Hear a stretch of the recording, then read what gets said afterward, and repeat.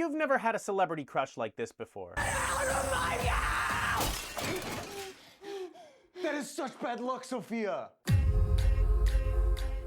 Hello my fellow Dreadites, welcome to Dread Alert. I'm Vince. If you love horror, be sure to give us a follow. Today we're talking about 2025's Borderline. Borderline follows Paul, a mentally unstable man who breaks into the house of a pop singer, Sophia, to express his love. Paul plans to ask her to marry him and live happily ever after. The only problem is Paul's just escaped from a mental institution. This 90s stalker showdown stars Samara Weaving as Sophia, Ray Nicholson as Paul, Alba Baptista as Penny, Paul's personal assistant, and Eric Dane as Belle, Sophia's bodyguard.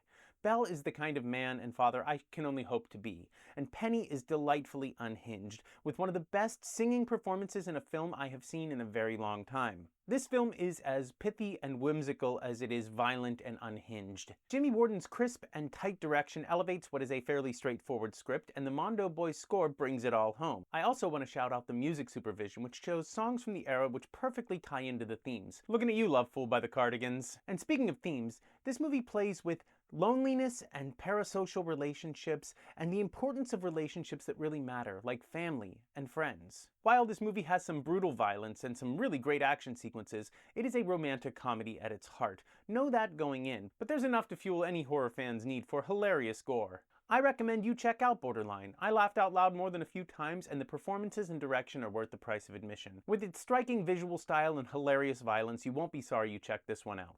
Stay spooky, my friends.